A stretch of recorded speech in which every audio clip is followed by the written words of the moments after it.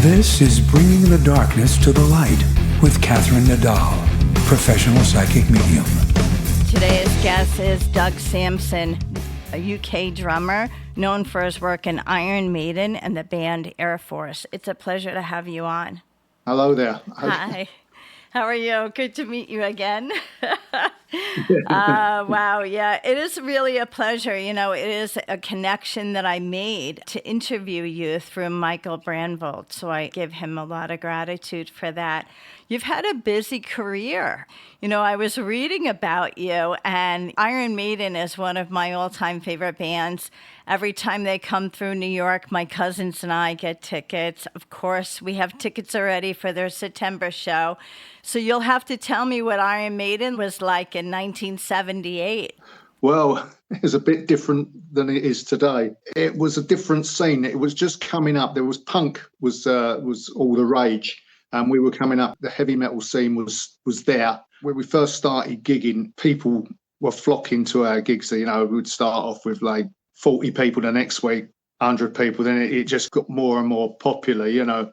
So we got a following very quickly. We went through the ranks very fast. And so within 6 months, we were doing quite a lot of gigs.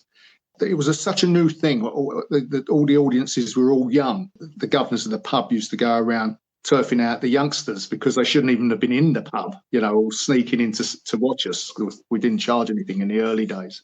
So, everybody was really hungry for what we were doing. A lot of bands were doing similar stuff, Van Halen and Black Sabbath and all that, but they were older than us. This was what was called in the end the new wave of British heavy metal.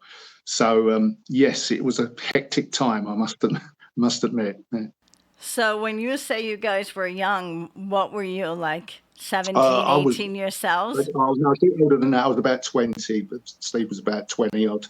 Yeah, it was all in the sort of early 20s when we got started Iron Maiden at that time. Iron Maiden was going before then, you know, it was going from 1975, and I joined about 78. So it had 3 years, but there's so many different changes of personnel. And it was just Dave and Steve. And Steve asked me to join, so there was just the three of us. That was before Paul even joined, so that's all it was, just three of us at the time. Wow, it's so exciting. So when you think being young like that, what was the family support when you're young like that? You know, what was the expectation? Was your family like, oh, this is great, or you should be getting a job? No, my family was more like my mother. It was more like, oh, why don't you get a proper day job, you know? Because my brother already had gone through the band thing, so she was a bit fed up with it the time I'd gone into it. No, I can't say she was over the moon about me going into the music business. No. Yes, I can understand that. So being from the UK, what was the club scene like? Because you said that you were just starting out, or Iron Maiden was kind of new at the time. So your venues were probably more like smaller clubs or bars, right? What was the biggest venue that you were playing when you were playing with them? We were starting off with, there was plenty of places to play in them days. It was, all the kids were very hungry for this, for the music. So there was a lot of places to play. We got a job. We got a gig with Motorhead. Lemmy offered us a job to back him at a place called the Music Machine. They weren't called Motorhead because it was a warm-up gig. I can't remember the name, what they called themselves, but he asked us to back him, and that was really like opened the floodgates because a lot more people got to see us, you know, on that one gig. It started to snowball, sort of thing. I think another time we played the Marquee, which was a big famous club in Wardour Street. The Jimi Hendrix had played there years ago, and The Who, Zeppelin, Pink Floyd. So we got our headline down there, and that's where we finally got our EMI record deal from that night down there. So exciting. I never got a chance to meet Lemmy, but a lot of people I know knew him. The very young Lemmy, what was that experience like? You're headlining for him, so, you know, he was following you guys. So were there things that you felt that you picked up from watching him play or being billed alongside of them? Yeah, I mean, yeah, he asked us if we'd back him. We were really over the moon. I mean, I've got to realise that I was about 15 when Lemmy was with Hawkwind. So he was a little bit older than us. And so he was like, like on a pedestal, really. I think, oh, I can't believe it. So when he offered us a job to go on first, before then, we was really taken back. He was always the same, Lemmy. He was right up to the day he died. He was just the same sort of bloke, you know. Yeah, great character. Yeah. Wow. So, BMI record deal, did you feel a little relieved getting that? You know, the idea of saying, okay, maybe I could really make a career for myself or a lifetime in music for myself? Or did you think, you know, it's a fleeting moment, was it not too deep thinking? I don't know, really. At the time, we wasn't that experienced or anything, and I've known a lot of bands that have had record deals that just have amount to nothing, you know. So that was all mixed feelings. I know it was a good record deal and a good record company, but I wasn't sort of too over the moon, like madly excited, because I know how these things can go, you know. But yeah, it was a good thing. But Wow. So, stepping away from the band, what were your next steps? What were you thinking after doing the year with Iron Maiden? well, afterwards, I stepped away from music for a little while. I went into a different business for a short time to have a rest from it. And then I met up with an old friend of mine, through Steve, actually. Steve had introduced us to a guitarist. And I suppose a few years went, but in the end, he asked me to do a bit of recording with him. He had a band called EL34, my friend Chop Pittman. He said, will you do a bit of recording with us? We'd done a bit of recording and that, and it was going quite well. You know, we was working well together. Tony Hatton was the bass player, and we actually took it, and Steve had a listen to it, and he said, well, yeah, worth pursuing it. So what we decided to do was get a new singer in the band, and we decided, I think the singer was my brother, and he was singing for us, and he came up with a name. Let's call it Air Force, and that's how it stayed from about 85, 86 onwards. We put the band on ice about in the 90s. A couple of members wanted to go off and do family things and different projects with like work-wise and that. So we put it on ice for a while. And then, I don't know, it was about 2013, 14. We had a chap called Erwin Lucas, a Dutch chap, and he said that he wanted to bring out an album with all ex-Iron Maiden members. So that would be all their projects that they'd done. So we put a couple of songs from the previously, put it on the album, and it went really well. People were asking, who's this band Air Force, you know? So we said, well, let's get the band together and do a few gigs, see how it goes. So we got the band together, got another singer in, and Dillian Onadolf, and it just took off. We'd done the first gig, and I thought, I'm looking around at the audience, and they're going wild. I thought, this is good. So we started doing a few gigs, and it just seemed to grow and grow. But it wasn't really our intentions. We didn't really think it would amount to much, but it's just the way things work. We're probably a lot more successful on this time than we were originally when we got Air Force together. It's a bit strange, really. Yeah, it's interesting. When you mentioned 1985 and you started out as Air Force, you stayed heavy metal, right? You didn't go hard rock, you stayed heavy metal. And then you took a break. When did you decide to get back again? You said during the 90s you were doing family things, but when was this? Like, was it early 2000s or? Yeah, it would have been about I think because we were jamming together and messing about, but we hadn't really put our heads together to get the band back together. It must have been about 2014, I suppose, when we thought we'd go in the studio and work all the songs out. We must have been in there for about 6 months rehearsing before we come out. So yeah, it was quite a long break. But Chop had different incarnations of Air Force. He had a couple of different people in it, but the original lineup we didn't do till about 2014, I suppose.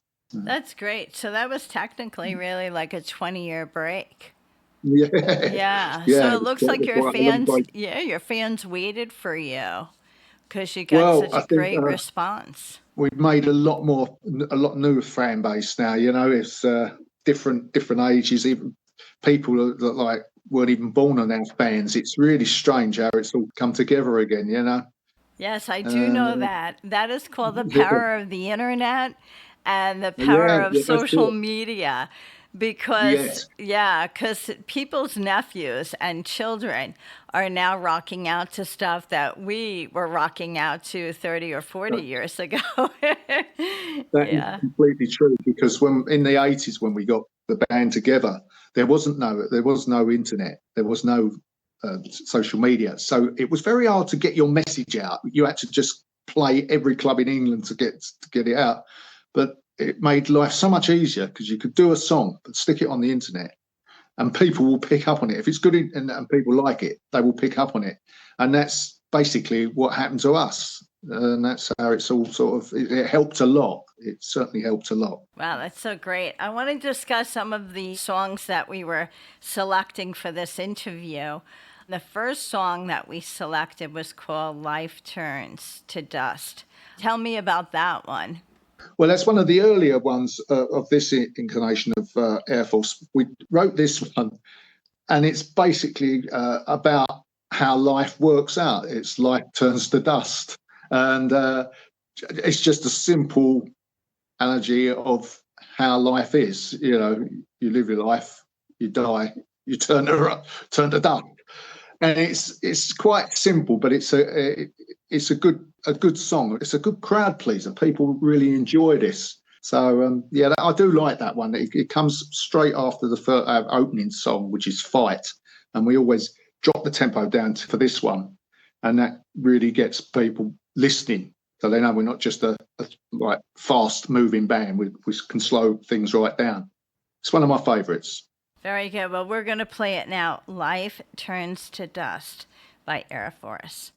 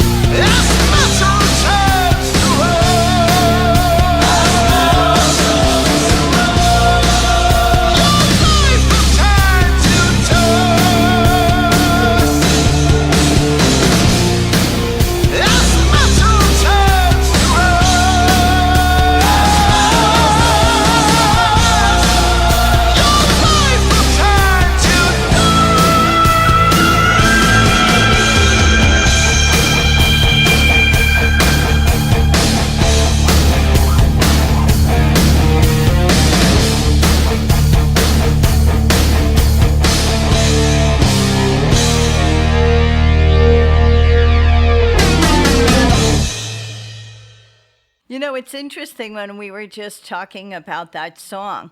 A long time passes sometimes. You know, you look back and you say, wow, that feels like yesterday when I was in Iron Maiden, you know, and all of the people that you've met in your life. What would you say, even before Iron Maiden, was a musical influence to you? Like being a drummer, was it another drummer? Was it a particular band? Well, where did the inspiration come from originally? I've been interested in music since I was a very small child. When I can remember when the Beatles first come out and started doing hits, started charting, and so I was always focused on Ringo Starr because I just loved drums. My parents bought me a little toy kit, you know. I can remember knocking hell out of that. But the next, I suppose, was the Who with Keith Moon. I mean, I was just completely blown away when I saw the way he played. So I'm sort of the old school. All my heroes are like from the old times. I mean, I love what's the new bands and that, but they are the ones that really set me on the track to doing what I'm doing now. Another favourite drummer, probably a bit older, would be Phil Taylor out of Mohead. I thought it was brilliant, you know, brilliant. So yeah, it's quite a cross section, but I think as a youngster, it would have been bands like the Who really that really got me thinking about music seriously, sort of thing. Was your family musical at all? Did they play music themselves or were they instrumental? I think my mother, when she was younger, was a singer. My father played a violin, but my brother was in bands. He was in a band called Sam Apple Pie. Then he went and joined a band called Atomic Rooster. So he's always been in the music business. So I was brought up with it. We always had a house full of hairies, like blokes with long hair. You know, it was just like the way I was. So it was in there in me for all my life because my brother's a lot older than he's 8 years older than me. So when I was a kid, I could see all these geezers coming and going. So I was brought up with it really in a musical environment. Yeah. That's so cool. So, kind of what area were you growing up in? Some neighborhoods, I know, like in England, you probably have certain neighborhoods that are more of what you would find to be places where music people would hang out. Going back to the 80s, I was hanging out in the village, you know. So, you know, Yeah. here in New York City, certain neighborhoods you would find different music in. So, what was it Yeah. like in England for you? Well, I come from a place called Walthamstow, so there was a lot of places around that area to play. And Steve Harris lived about 4 or 5 miles up the road in a place called Leytonstone. So and there was not far from the Cart and Horses, which is where Iron Maiden basically started gigging. So we all used to go down to Cart and Horses, which is still now a birthplace of Iron Maiden. It's a big pub there that's like a museum to Iron Maiden now. And so that's where we used to meet up, and that's where we got to know each other, you know, and that's where people used to meet up and join different bands and things like that. But I met Steve through my first band was called Smiler, and Steve was the bass player for Smiler, and that's how we first met. That was about 1970. That was early 1975. Later on, he left to form Iron Maiden, but when I joined Smiler, it was about April or so, I suppose. Yeah, we'd done a lot of gigs with Smiler, but it was a blues rock band. It wasn't Iron Maiden. It was not Iron Maiden. Steve had this idea he wanted to do what he wanted to do. So even though the band was good, we left. Steve left and formed Iron Maiden. I didn't go in with it. He asked me to go, but at the time I said no. I'd left Smiler. I said no. I didn't want to go. I didn't want to do any more. I didn't want to be in a band at that particular time. I want to get myself working and sorting myself out. So he went off and formed Iron Maiden. He was, I suppose, about 3 years later. He come back again. He said, "Well, are you ready to join now?" I said, "Yeah, sure." That's a Yeah. great story. Wow.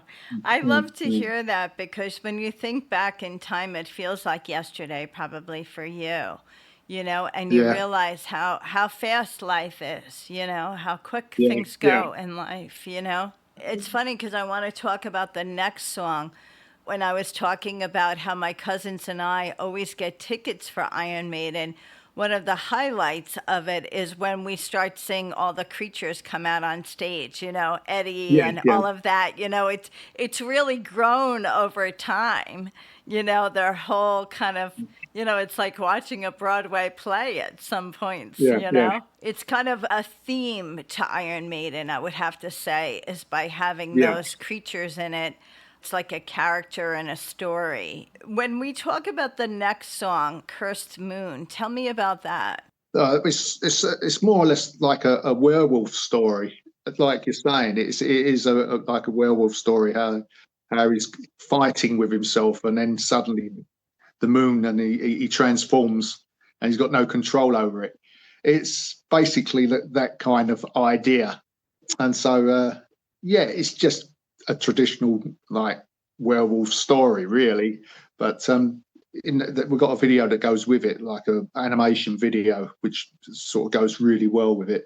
It's slightly different to the sort of songs that we do, so I really like that. It's got a different angle to it. So in Air Force, who does most of the writing? Chop comes up with some ideas, or Tony might come up with an idea, and we all work together to get it to happen to Air Force's not standard, but to our the way we work. So it sounds like Air Force and doesn't sound like anybody else. But obviously, with our influences always come out. You've got people like Judas Priest, Iron Maiden, except you can hear all these, Saxon, you can hear all these things, but we don't go out to copy them. It's just the way it works. Absolutely. It's a familiar sound in that whole grouping. Wow. We're going to play Cursed Moon right now.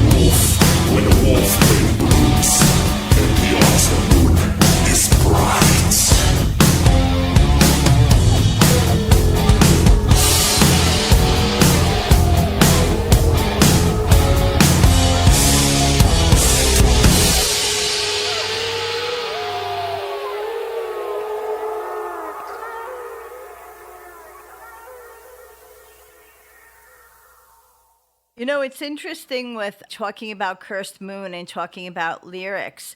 As a band, are you kind of fans of the horror genre, or are you not horror movie followers, or or that has nothing to do with it?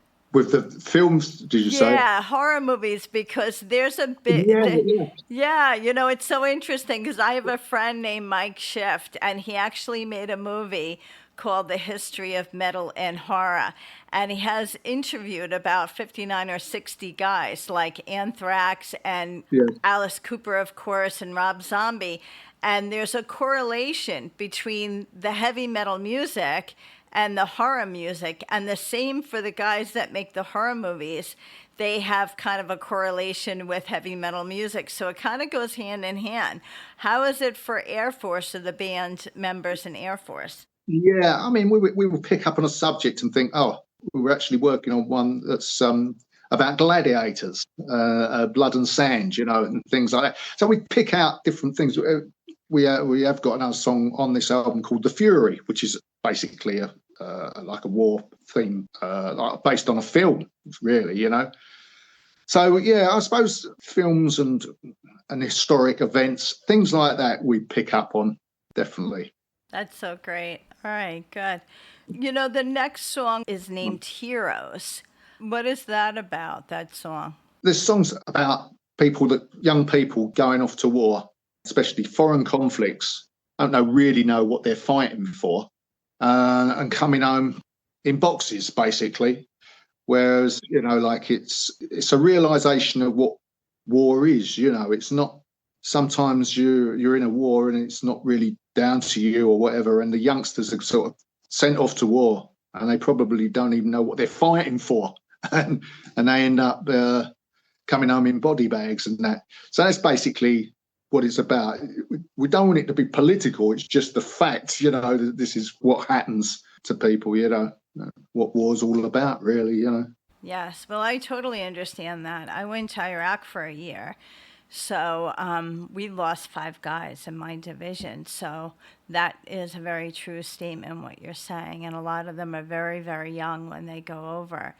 Yeah. So thank you for doing that song. We're going to play Heroes right now.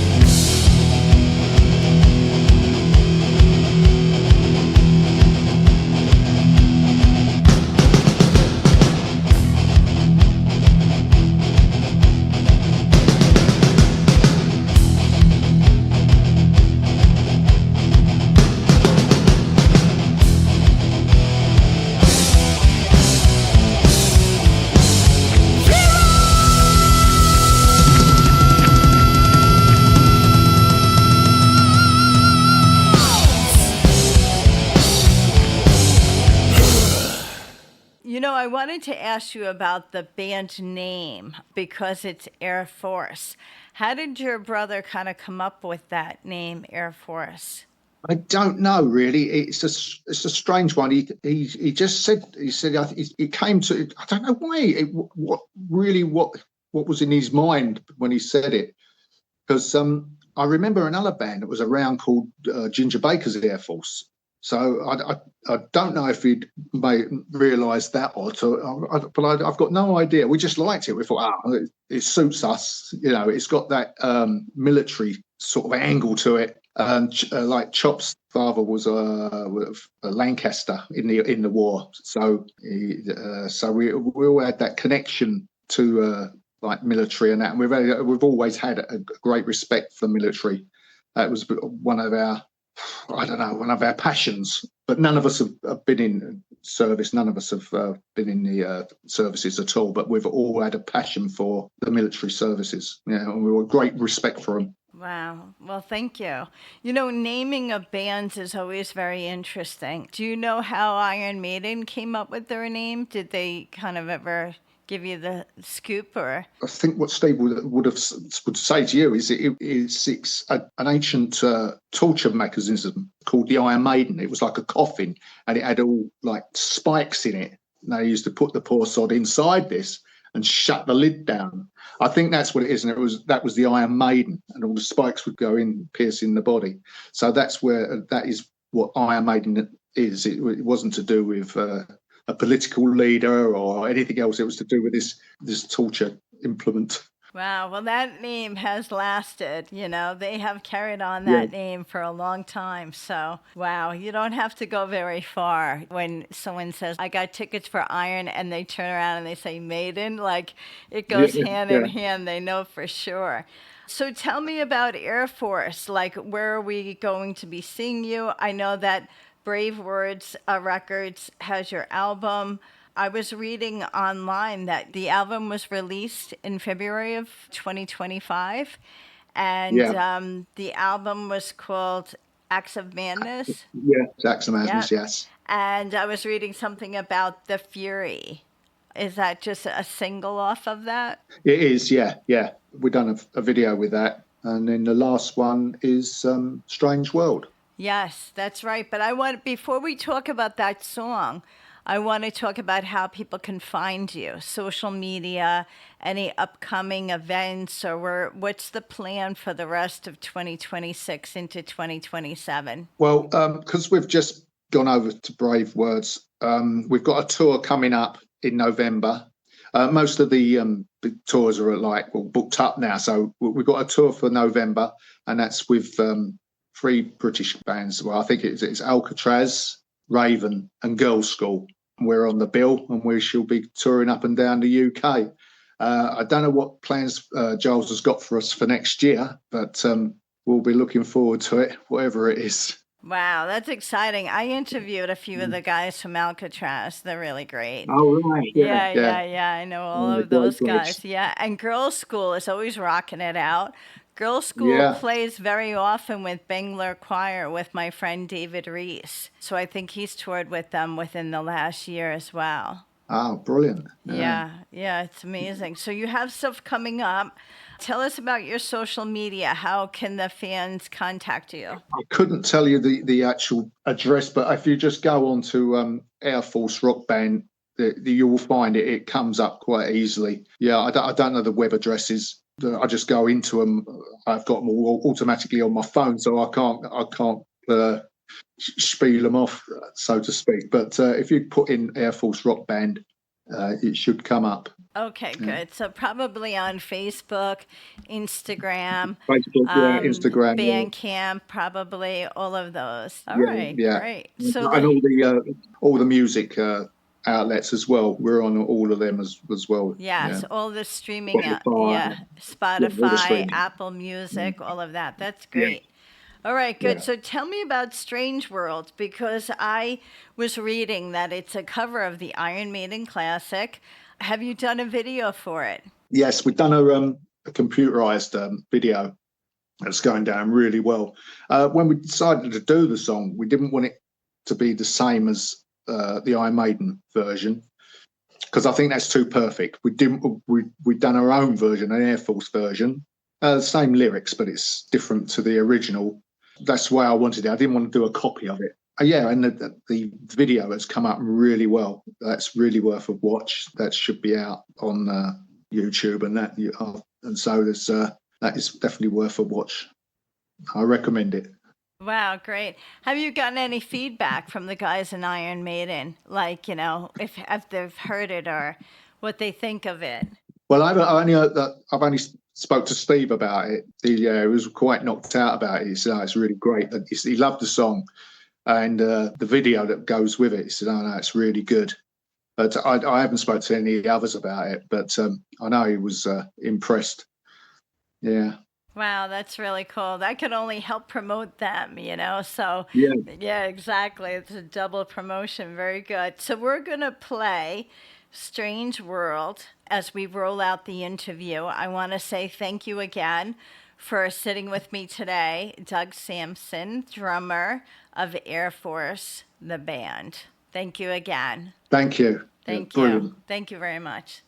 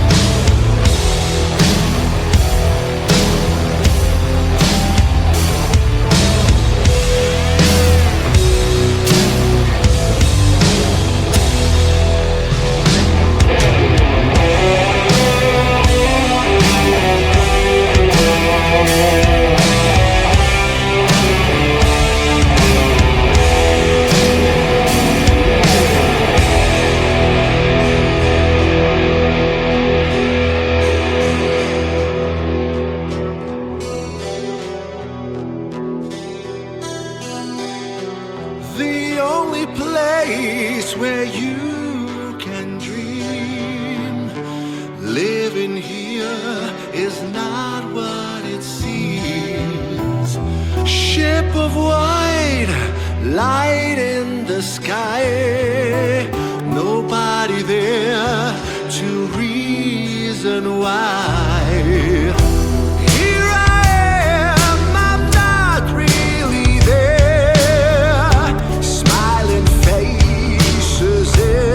So rare.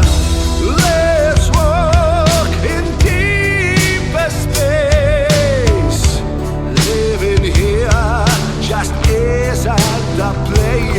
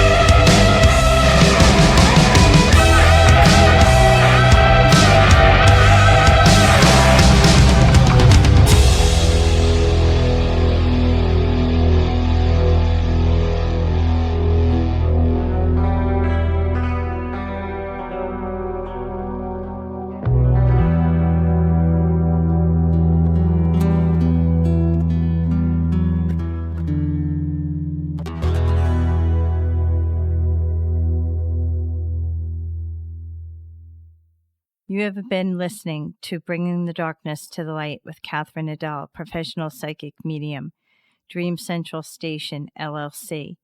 My audio editor is Al Hemberger at the Loft Recording Studios in Bronxville, New York. This is WNEW 102.7 FM radio.